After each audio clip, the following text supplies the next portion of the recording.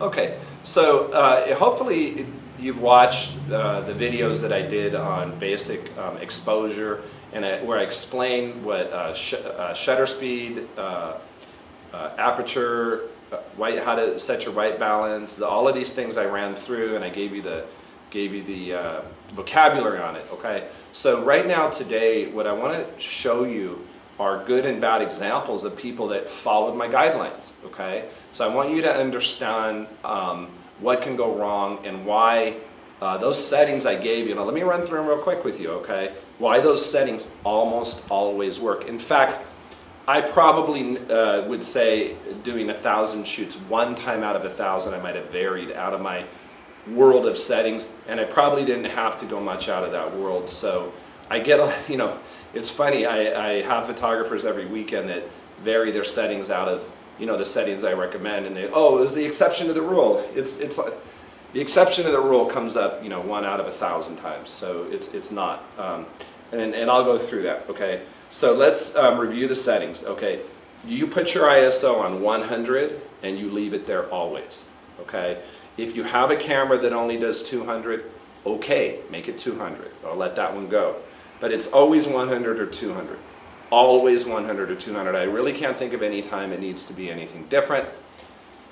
Shutter speed, okay? It can never be below a 60th of a second, and the highest shutter speed you can use, and we always use flash, is 200 or 250. The maximum sync speed of your camera is the highest shutter speed you can use with flash. How do you know the sync speed of your camera? Google it, okay? Usually it's 200 these days. So let's say 60th to 200 and anywhere in between, that's my world on the shutter. The f-stop, the aperture, that's the hole in the lens, f8 or f11, okay? I really can't think of too many times that you'd be different than f8 or f11, or that you couldn't fix some sort of exposure issue by varying the shutter speed. The f-stop is f8 or f11 outdoors, maybe f5.6 indoors if you have a weak flash, but that's my world, okay? The f-stop is tied to your flash, okay? When you change your f-stop, you're varying your power, your flash output, okay? You change your f-stop, you vary your flash output. You go from 11 to 8, you let in more flash on your subject. You go from 8 to 11, you let in less, okay? You also vary the ambient light with that, but the main thing to remember is you can also vary the ambient light with your shutter, which is not related to your flash, okay? So if you want to vary your ambient light, play with your shutter, not your f-stop, okay? And then we're always on, outdoors we're on daylight white balance, indoors run flash white balance, okay? So those are your basic camera settings. The other variable is your flash. Generally speaking, a pop-up flash on most DSLRs is strong enough to do individual photos from 5 feet at f8, okay? A stronger, like a shoe flash for individual photos is usually at quarter power, about f11 good, okay? You can know that by just taking some sample shots and seeing what works good. The thing about flash is the way you vary the power is change the f-stop, change the power on the flash, move closer or move farther away. So if you are shooting manually, okay, if you're shooting manually and you have your flash on a fixed setting like quarter or full power, remember, stay the exact same distance that you know works from the subject on f11. So if quarter power from 5 feet is f11 gives me a good exposure on the subject, don't stand 10 feet back on quarter power because the flash won't be strong enough. Don't stand 3 feet back because you will burn up the subject. Keep the exact same distance from the subject, okay? So anyway, I've gone over these settings like, ad nauseum, I guess you'd say. So I'm going to show you some examples of why these settings work, and photographers that didn't follow my guidelines, okay? So I want to show you a shoot. This photographer used my recommended settings. These are in my world. ISO 100, f11, it's a bright sunny day, 1/125th. Now, they could have gone to 200, that would have been okay. They used auto white balance, that's a no-no, okay, but they got away with it on this picture. But anyway, let's look at this picture. It's got a blue sky. The kids are there's a little bit of a shadow on the kids. The flash is not that strong. In the lab, we're going to lighten it up a little bit. The sky's going to go a little whiter. If this photographer had used my recommended 200, it wouldn't change the shadow on the kids. It would just make the background a little darker, more blue. When we lightened it up to compensate for the lack of flash because they were at f11, it would still be rather blue. They could have also done 200 at f8 and they would have gotten a stronger flash. 200 at f8 would be the exact same exposure on the background. But the f8 would be a wider hole, more flash would have got through, these shadows would have disappeared a little bit, okay? So this is a so-so picture because they didn't exactly follow my guidelines, but it's okay, you see the blue sky. At the exact same shoot, we got this. At the same time, at the same shoot, I have two other examples, okay? Now, what's the difference? Blue sky, blown out sky, blown out everything, okay? The subject is blown out, everything's blown out. So let's look at these settings. ISO 200, okay? I don't know if the camera could only do 200. I have a feeling it could do 100. That would have killed some light. F6.3, no, not in my world. That's too wide open. You let in too much ambient light and too much flash, okay? Should have been F8 or F11. With a bright day like this, I'm thinking F11. 1/50th of a second. Whoa, that is totally wrong. I said never below a 60th, and on a bright sunny day, if this photographer had merely moved this up to 200 because it's a bright sunny day, instead of a white sky, we would have had a blue sky, okay? White balance auto, I mean, if you're gonna do everything wrong, why not mess up the white balance too? Supposed to be daylight, okay? So we have a blown out sky, the kids are a little bit blown out too. It's an overexposed picture. This photographer had a card that told them the exposures. They probably didn't know how to set their camera, and they didn't say, Rich, I don't know how to set my camera. Or they thought that this somehow worked and it was the exception to the rule, which it wasn't, okay? This would have been a great picture at 100, f8, f11, 200th of a second, white balance. Should have been daylight, okay. Here's another one. Same thing. 200, should have been 100. F5.6, no, bright sunny day, should have been 11. 1/60th of a second. The flash is blowing out the shirts. You can't even read the name of the league on the shirts. That's because of the f5.6. That aperture is so far open that this flash is blasting those kids, okay?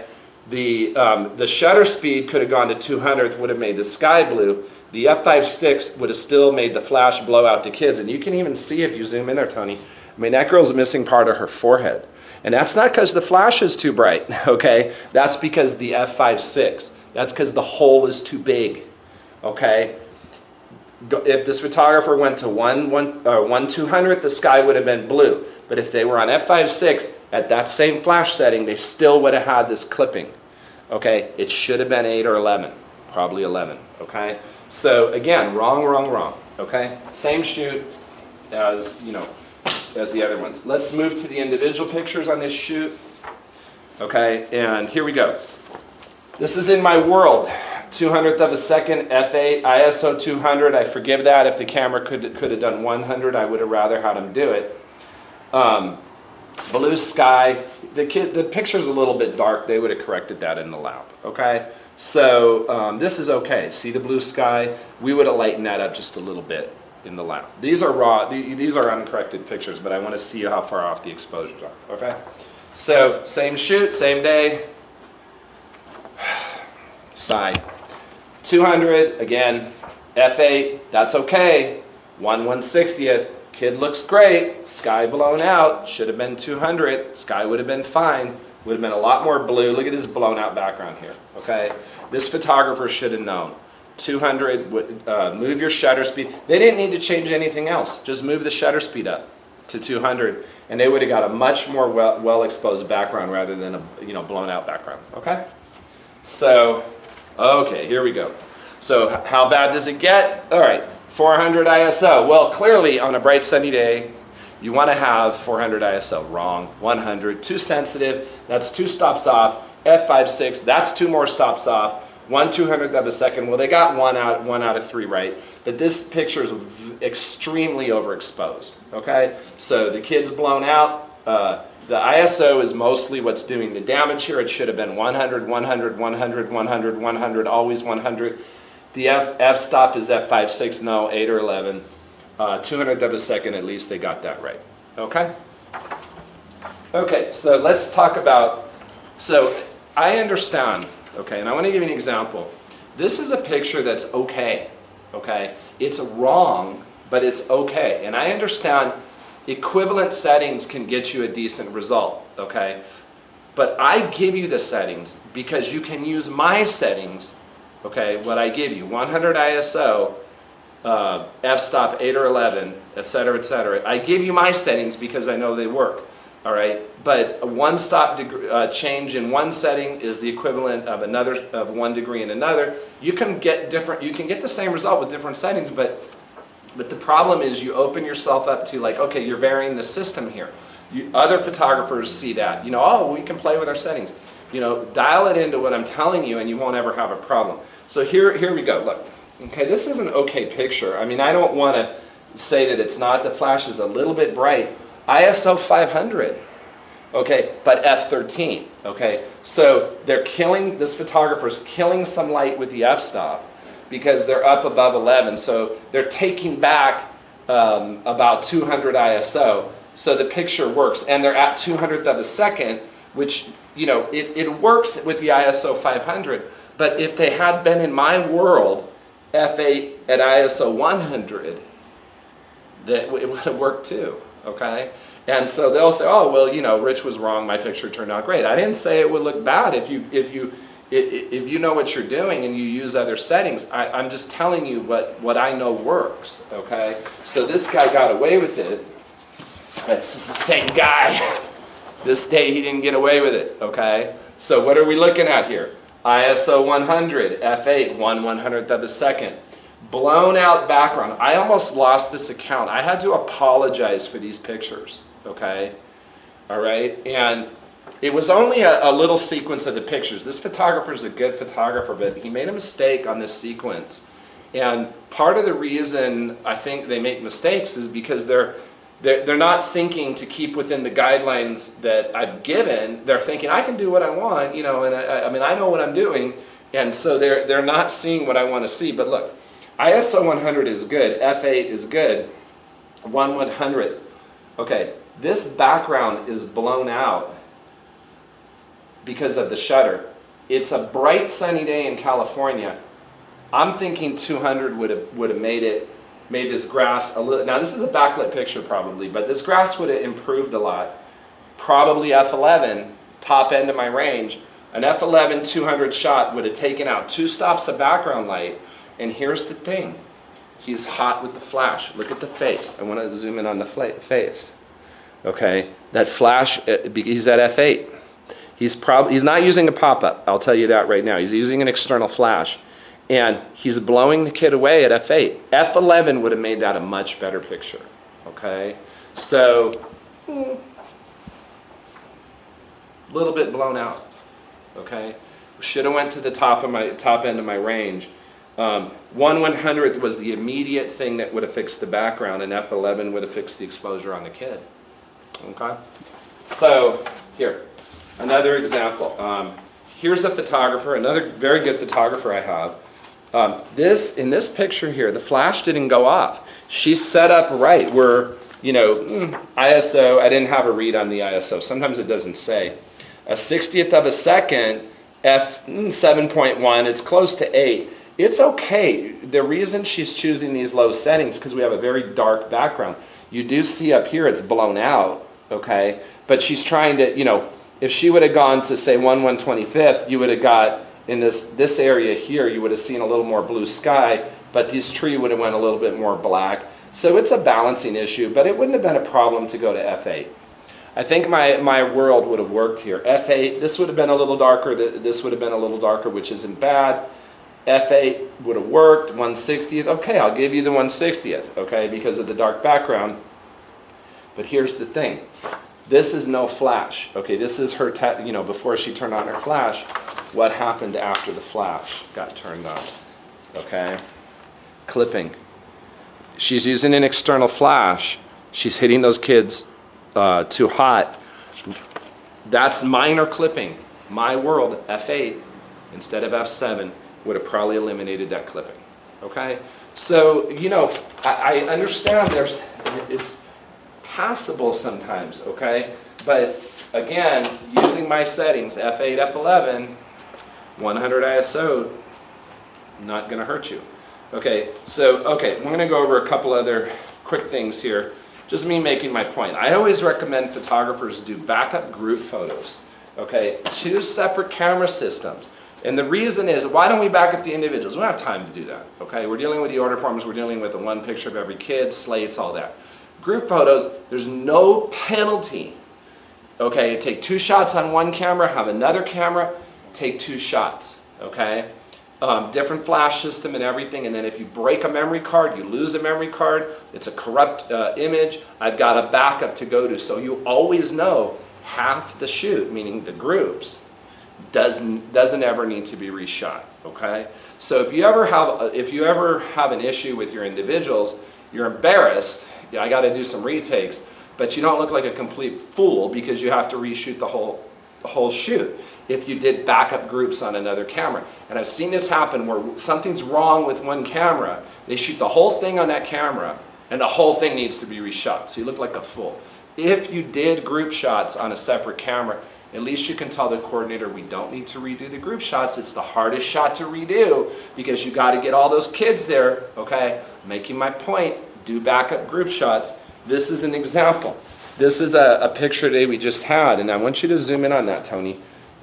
Something was wrong with this camera. We don't know yet what, but it was exposing the pictures. He has the right settings, but if you see this girl, we got a lot of clipping there. And here's a blow up of that, okay? He blew this picture out. Good photographer. He's trying to figure out what went wrong, but he followed my guidelines. This is his backup shot. It's beautiful. Okay, we're not going to be embarrassed. He followed the rule. He did a backup. I can't tell you how many times I've had problems like this. Call the photographer. Oh, sorry, no backup. Okay, so here's something that can go hideously wrong. New photographers. Okay, it sort of works like this. Okay, new people that I have that go out and shoot for the first time. I have all this training material. I have videos. They have a camera. They don't test anything. They maybe don't even watch my videos. They just think it's all gonna go fine by magic. It almost never does. Okay. Here's the first shoot for you guys to look at. This is a complete refund.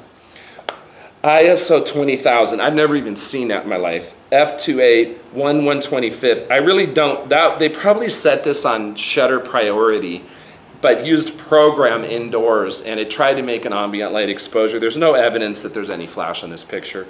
It's a complete reshoot. F2.8, nothing's in focus. Okay. Same. Here's another issue.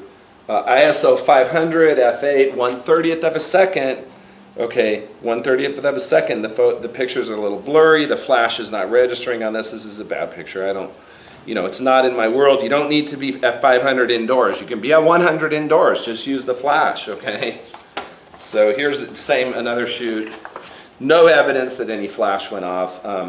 Good settings, but no flash, okay? Ask the kids if the flash went off, okay? And I'm gonna show you real quick something that happens on shoots, okay? So, no flash, again, ISO 200. Good settings, but no flash, okay? They didn't have a flash on anything. Let me grab a camera real quick. So we're talking about what can go wrong on shoots with the flash, and I showed you some pictures. No flash, okay? No flash. But why? Why is there no flash? Well, I don't know why. I have a hunch. But the thing is, you got to ask the people when you're shooting and you count on flash, like indoors, did the flash go off? Ask them. You have a camera in your face, you don't see whether the flash went off. The shutter's closed when the flash goes off, so you can't see it, okay? This is one thing indoors. Now, I have a video on how to use a pop-up indoors. It's totally doable with a decent pop-up flash, okay? This is a Nikon D3100, this flash, this is an okay pop-up. But here's what happens, and I've seen this a million times. Okay, so I'm using my pop-up indoors or outdoors. You can use pop-ups for individuals too, outdoors. They're fine from 5 feet away. Pop-ups are fine, okay? Here's what people do. They have their camera around their neck, they're taking pictures, you know, or they're holding their camera in their hand, and then they just brush it against their leg. Okay, let me take my next picture. Okay, and then they brush it against their leg, and then let me take my next picture. Flash is not on. I knocked it down. It happens all the time. It's really easy to do. Okay, I've seen this a million times. Be very careful for that. And here's the other issue that happens. Sometimes the external flashes, if you don't lock it right, or even if you do, over time they kind of wear out, okay? So they cease to make a connection. You have to reset them. Okay, you have to take it on and put it back. Other than that, it's usually the batteries died, okay? If you go to a shoot and you don't have enough batteries, there's no sympathy, okay? You gotta have enough batteries. And sometimes you just have to wait for your flash to cycle. Doing individuals, it usually cycles within 20 or 30 seconds, which is fine because the next kid comes up. Doing groups, it goes off full power. It might take a minute, okay? Make sure you know your flash is recycling. And also, you don't need to take 25 pictures of every kid. That burns up your batteries in your flash. I mean, I think one is good, oh, it looks good. Next, okay. I don't know, the average photographer probably takes 3, I have no idea why. Most of them take 2. I get some that take 7 and claim they must do that. I don't know why, I really don't understand. I didn't do it when I shot. I took one good one, I used film, it was fine. I kept my eye open and I made sure if someone blinked or I thought they blinked, yes, I took another one, but 1, 2, 3, smiling eyes open, click. Okay, thank you. Done? Okay.